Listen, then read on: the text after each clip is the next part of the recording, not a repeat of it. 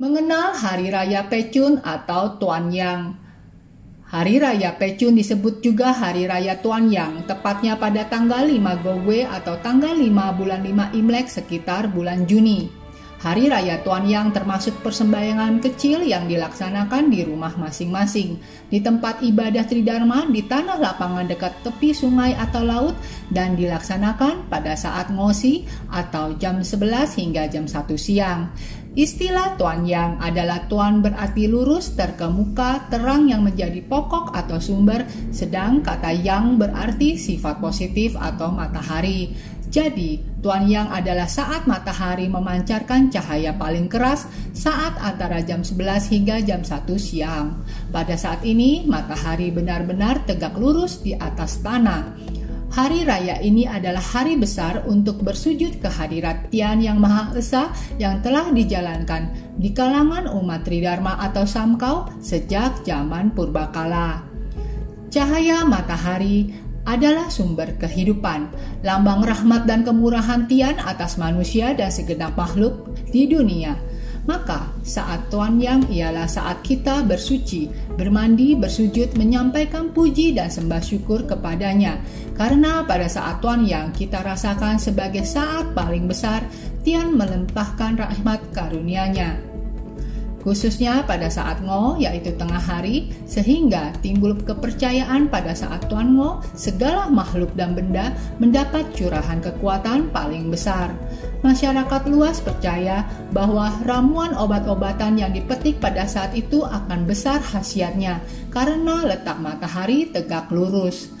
Orang percaya telur ayam yang ditegakkan pada saat Tuan Ngo dapat berdiri tegak lurus. Hari Raya Tuan Yang disebut pula dengan nama Pecun.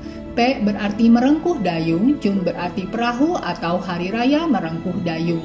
Pada hari itu sering diadakan perlombaan dengan banyak perahu. Peristiwa ini dikaitkan dengan peristiwa pada Hari Raya Tuan Yang pada zaman Tiankok atau zaman setelah wafat Nabi Agung Konghucu di negeri Chou. Peristiwa yang erat dikaitkan dengan Hari Tuan Yang atau Pecun adalah peristiwa Kutguan. Khusus sebagai penghormatan kepada Kutguan, maka upacara sembahyang Hari Raya Tuan Yang disediakan sajian bakcang dan kue cang. Siapakah Kutguan atau Ciyuan? Kutguan adalah seorang menteri yang lahir di negeri Chou atau Chu pada sekitar tahun 340 sebelum Masehi. Pada masa paling kacau dalam sejarah dinasti Chu atau Chou, tahun 1122 sebelum Masehi hingga 255 sebelum Masehi, yang disebut zaman perang antar negara. Kutguan adalah seorang menteri besar dan setia. Beliau adalah seorang tokoh yang paling berhasil menyatukan keenam negeri untuk menghadapi negeri Chien. Namun sayangnya, seorang Kutguan yang cerdas, cakap, berbudi luhur dan jernih, penuh dengan cita-cita yang tinggi, terutama untuk negerinya yang sangat dicintai, menghadapi begitu banyak orang-orang yang rendah budi dan pengkhianatan. Kutguan meninggalkan tanah airnya, tinggal di tanah pengasingan. Saat di tanah pengasingan, pasukan negeri Chien memasuki ibu kota Chou. Kutguan melihat rakyat menderita, sawah ladang berubah menjadi ajang peperangan, dan para petani menjadi pengungsi. Namun Kutguan tidak dapat menyelamatkan negerinya. Kesedihan dan harapan telah pudar. Cita-citanya telah dikhianati. Kutguan menceburkan diri ke sungai Biklo atau Milyo.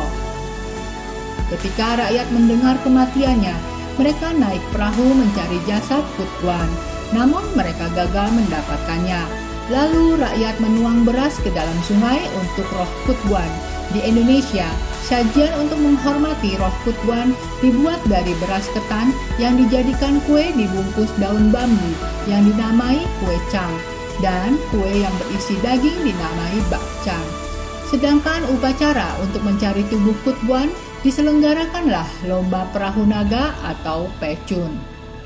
Saat Kutguan menceburkan diri ke sungai Biklo atau Pilo, itu bertepatan dengan saat upacara sembahyang Tuan Yang atau Hari Sumber Kehidupan. Hari untuk mensyukuri rahmat Tian untuk kehidupan di bumi ini yang jatuh pada tiap tanggal 5 bulan 5 Imlek. Karena itu, Setiap tahun pada hari itu digunakan pula untuk mengenang dan memperingati Kut Guan, penyair besar yang berjiwa patriot yang lebih memilih mati daripada mengkhianati tanah airnya.